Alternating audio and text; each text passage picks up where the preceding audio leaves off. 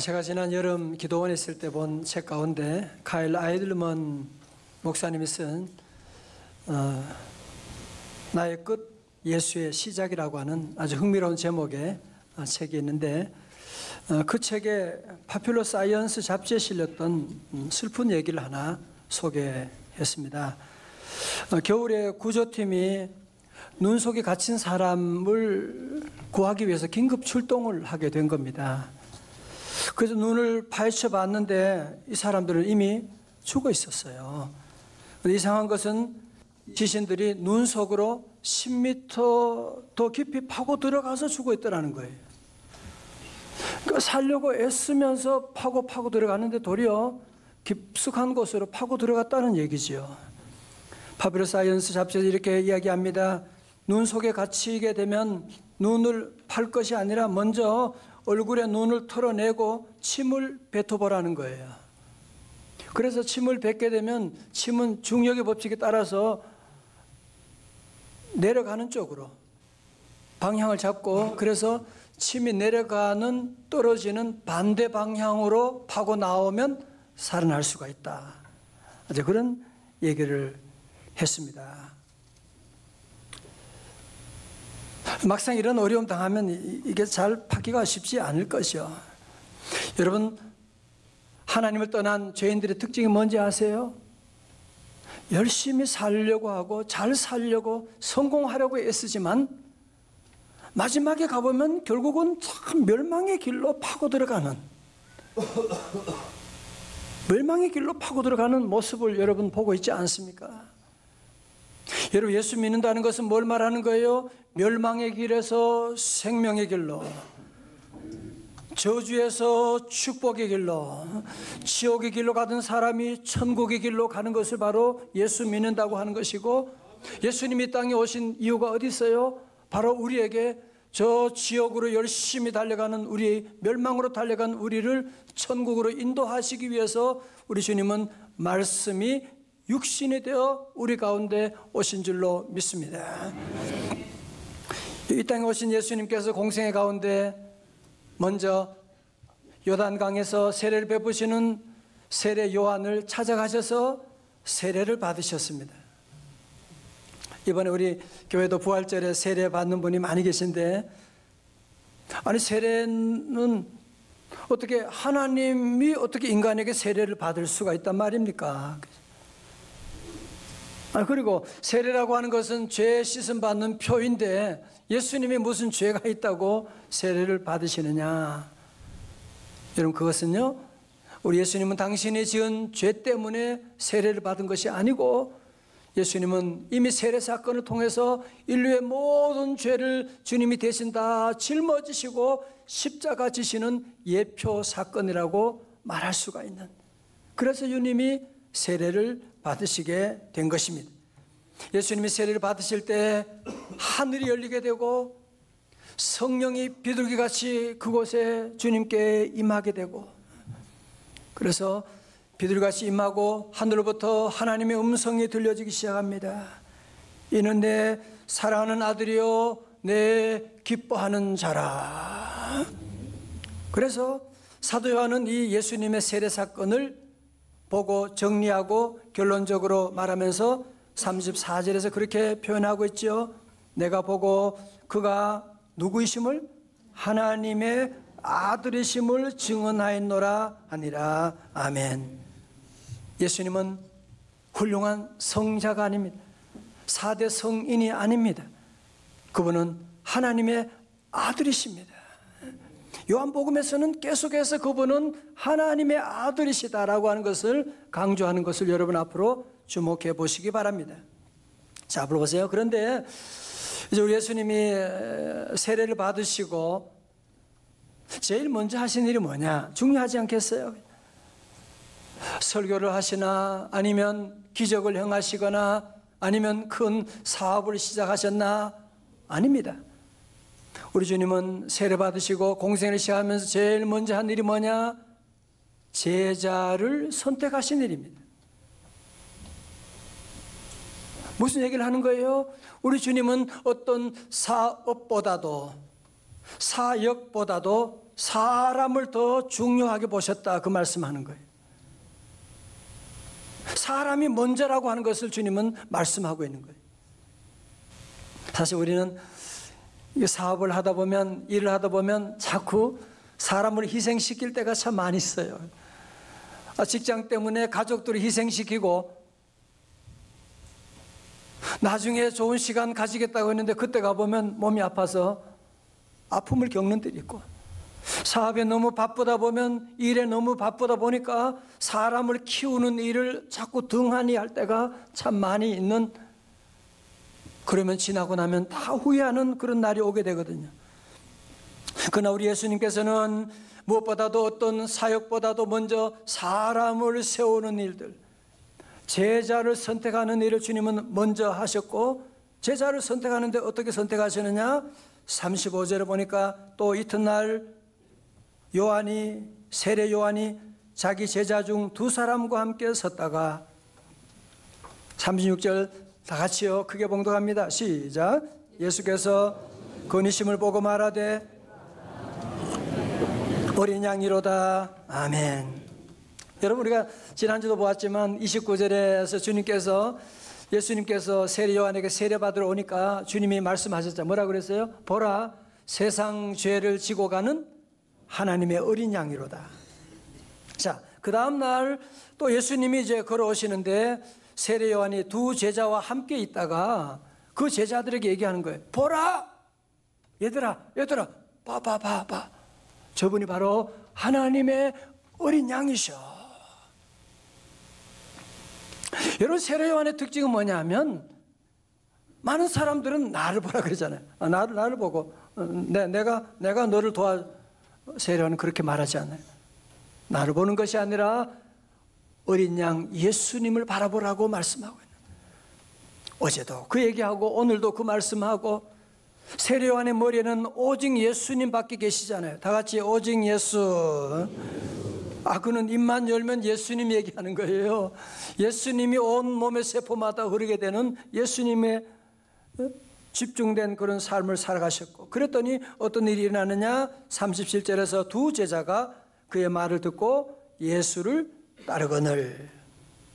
자, 앞을 보세요. 이제 정리하면요, 세례 요한의 제자가 이때 2명 있었는데 그 중에 한 사람이 누구냐? 안드레. 그리고 또 한 사람 누구냐? 요한복음을 기록한 사도 요한이에요. 그러니까 여러분, 사도 요한은 먼저 사실은 세례 요한의 제자였던 것이죠. 그 세례 요한은 이 제자들, 사랑하는 제자들과 함께 가다가 보라, 하나님의 어린 양이로다 하고 예수님을 가리키고 얘기하니까 제자들이 진짜로 예수님만 바라보고 이 세례 요한을 떠나서 예수님의 제자가 되기로 그곳으로 가버리게 된 거예요.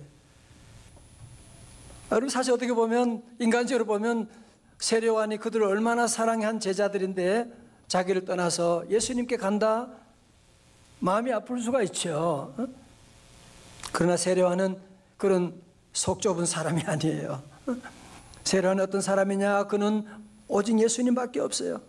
우리 설교노트 2번에 오늘 요절의 말씀 기록해놨죠. 요한복음 3장 30절에 시작. 그는 흥하여야 하겠고 나는 쇠하여야 하리라 하니라. 아멘. 그는 흥하라고 그랬잖아요. 근데 흥은 누가? 예수님, 그분은 흥하여야겠고 나는 쇠하여야 하리라 말씀하시고. 그래서 저도 이 말씀 보면서 기도했어요. 하나님, 우리 교회 신목사 제자가 없게 하시고 우리 교회 성도들은 다 예수님의 제자가 되게 하여 주옵소서. 저는 아무것도 아닌데 저를 보면 안 돼. 예수님을 여러분 다 보아셔야 돼. 예수님 바라보고 예수님의 참 제자가 되는 것이, 그게 성공하는 길이고 행복의 길이지요. 자, 38절에서 예수께서 돌이켜 그 따르는 것을 보시고 물어 이르시되 무엇을 구하느냐? What do you want? 무엇을 구하느냐? 하니까 랍비여 어디 계시오니까 하니, 랍비는 번역하면 뭐라고요? 선생이다. 그러니까 세례 요한의 2 제자가 예수님의 뒤를 살금살금, 그건 잘 모르겠지만 따라가는 거예요. 예수님이 확 돌아서면서 예수님은 다 하시니까 너희들 무엇을 구하느냐? 다시 말해서 너희 무슨 일이냐? 왜 나를 찾느냐? 라고 하는 말씀을 하시게 되자 이 두 제자가 엉겁결에 뭐라고 했어요? 랍비여, 선생님이여, 어디 계시오니까? 이건 단지 이 질문은 예수님의 주소를 알고 싶은 것이 아니라 예수님과 교제하고 싶다는 거죠. 예수님이 어떠신 분인지 알고 싶다는 거죠. 얼마 전에 어떤 목사님 모임이 있었는데 목사님들이 막 그런 얘기 하시더라고요. 한 분이 자기는 하나님과 종시라고, 하나님 하시라고 막 그래서, 어떤 분은 그래요. 자기는 지저스 지시라고 그러면서 어떤 분은 또 그래요. 나 자기는 임마누엘 임시라고 하면서 임마누엘 임시라고. 모두가 다 예수님과 좋은 관계를 맺고 싶어 하는 것은 좋은데요, 여기 있는 제자들도 마찬가지로 예수님과 관계를 맺고 교제하고 싶어서 어디 계십니까? 그런데 주님이 무슨 집이 있으시나요? 마태복음 8장 20절에 예수께서 이르시되 여우도 굴이 있고 공중의 새도 거처가 있으되 인자는 머리 둘 곳이 없다 하시더라. 자, 그러면서 우리 주님께서는 자신에게 친밀한 교제를 하기를 원하는 자격이 온 이 두 제자들에게 아주 중요한 말씀을 하셨어요. 1장 39절에 예수께서 이르시되 뭐라고요? 와서 보라. 그러므로 그들이 가서 계신 데를 보고 그날 함께 거하니 때가 10시쯤 되었더라. 여러분, 예수님께 두 제자에게 와서 보라 라고 하는 것을 원문에 맞추어 번역하면 너희들이 오라, 그러면 너희들이 알게 될 것이다. Come and you will see. 너희들이 알게 될 것이다 라고 하는 말씀을 하셨고, 제자들은 가벼운 마음으로 예수님을 만나게 되고 예수님과 교제를 하게 되고, 그 만남의 시작이 몇 시라고요?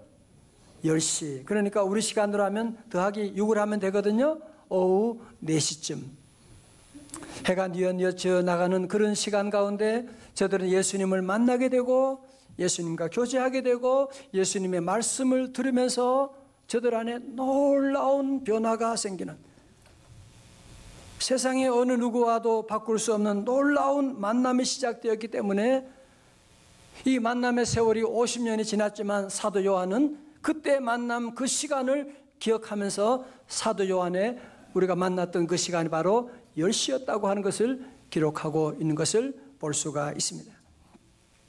여러분, 샘터사라고 하는 그 잡지가 있는데 편집장을 지낸 시인 정채봉 씨가 만남에 대해서 이렇게 얘기했어요. 가장 잘못된 만남은 생선과 같은 만남이다. 만날수록 비린내가 나니까. 가장 조심해야 될 만남은 꽃송이 같은 만남이다. 피어있을 때는 환호하다가 시들면 버리니까. 가장 비천한 만남은 건전지와 같은 만남이다. 힘이 있을 때는 환영하지만 힘이 떨어지면 던져버리니까. 가장 시간이 아까운 만남은 지우개 같은 만남이다. 금방의 만남이 순식간에 지워져 버리니까. 그러나 가장 아름다운 만남은 손수건과 같은 만남이다. 힘들 때 땀을 닦아주고 눈물을 흘릴 때 눈물을 닦아주니까. 여러분, 공감이 되세요? 그렇죠? 여러분, 그렇다면 우리 예수님과 만남은 어떤 만남일까요? 손수건과 같은 만남. 주님의 피 묻은 손수건과 같은 그 만남이 있기 때문에 주님은 우리의 모든 눈물을 씻어주시고 땀을 닦아주시고, 오늘 이 아침에 참여한 우리 모든 성도들 손수건 같은 주님이 우리를 닦아주시고 새 힘을 더하여 주실 줄로 믿습니다. 저는 그래서 우리 성도들 기도할 때, 특별히 어린 자녀들 기도할 때, 어린 애기들 안고 기도할 때마다 꼭 빼놓지 않고 기도하는 게 있어요. 주여, 이들에게 만남의 복을 허락하여 주옵소서. 제가 살아보니까 만남이 제일로 중요하더라고요. 공부도 중요하고 건강도 중요한데 제게 오는 만 가지 복은 다 만남을 통해서 오더라고요. 만남을 통해서. 여러분, 기도하셔야 돼요. 주여, 우리 자녀에게 만남을 복을 허락하여 주옵소서. 그 만남 가운데 가장 귀한 만남은 누구와의 만남? 예수 그리스도와의 만남. 여러분, 그런 말 들어보셨죠? 신앙의 방황은 좋은 교회 만나면 끝나고 인생의 방황은 누구 만나면 끝난다고요? 예수님 만나면 끝나는 거예요. 할렐루야. 자, 이제 안드레가 예수님을 만나고요, 놀라운 변화를 겪는 거예요. 자, 그래서 얼마나 흥분했으면 날이 새자마자 그는 자기 형 베드로 시몬을 찾아가는 거예요.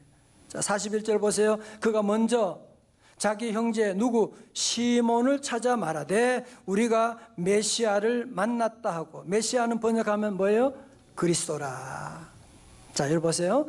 여기 중요한 단어가, 동사가 뭐냐면은 만났다라고 하는, 헬라어 원어를 보니까 뭐냐? 유레카라고 되어 있더라고요. 오늘 설교 제목도 유레카라고 하는 것인데, 유레카라고 하는 말의 뜻은 뭐냐면은 만났다, 찾았다, 그런 뜻을 가지고 있어요. 다 같이 유레카.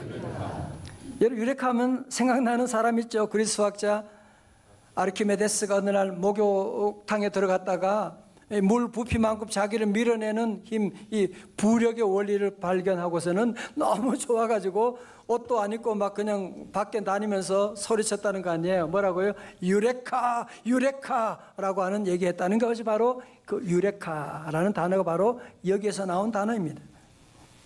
자, 이제 앞으로 보세요. 안드레가 이제 예수님 만나고,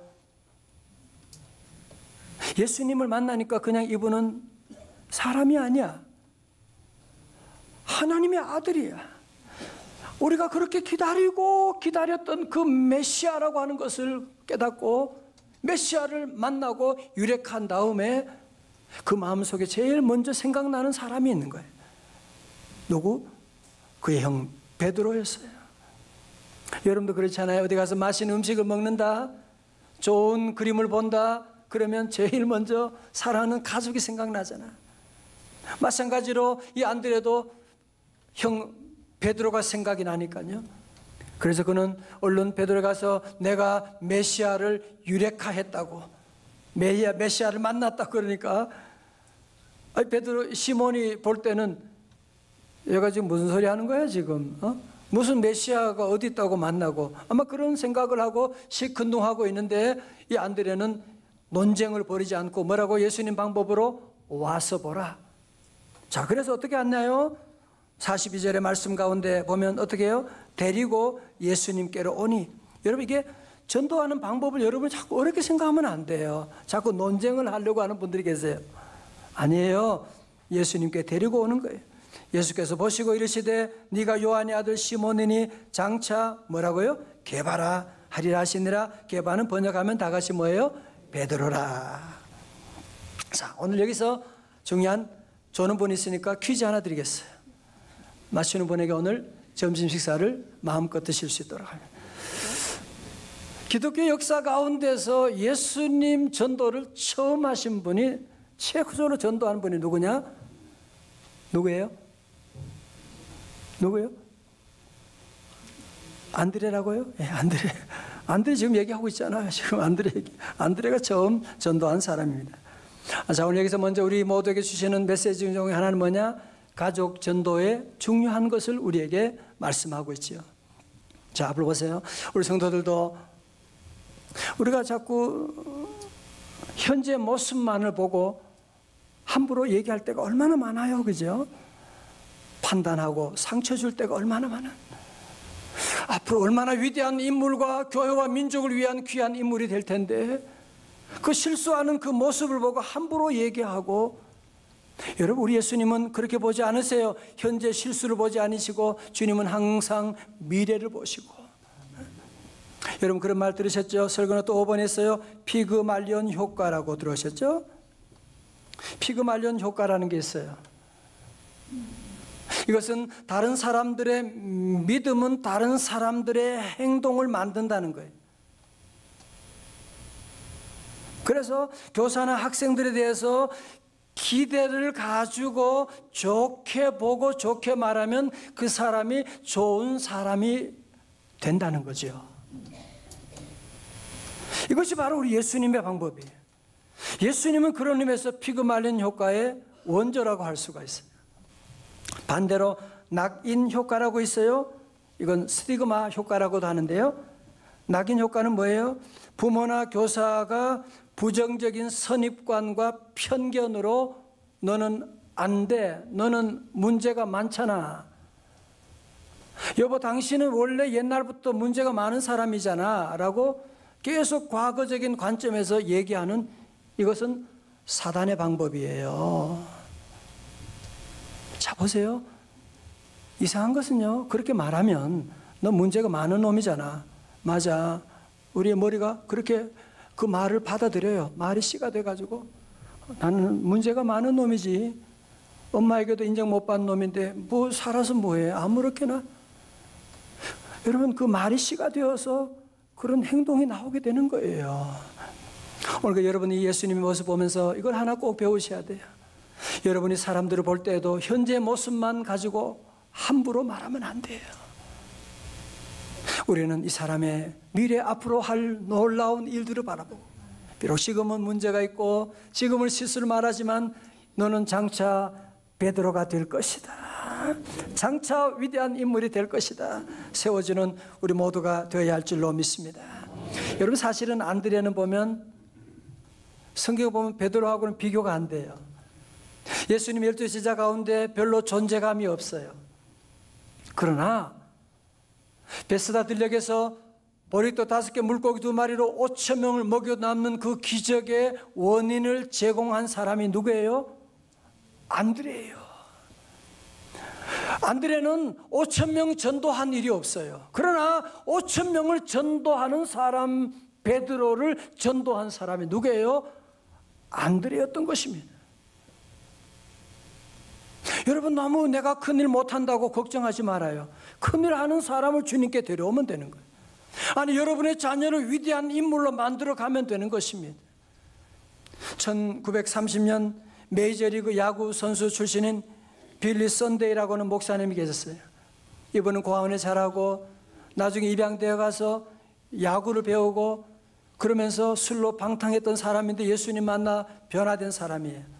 그런데 한 번은 캐롤라이나 샬롯 주에서 집회를 열었는데 3주간 동안 했는데 집회가 시원치 않은 거예요. 전도 구원 받겠다고 결단한 사람이 거의 없는 거예요.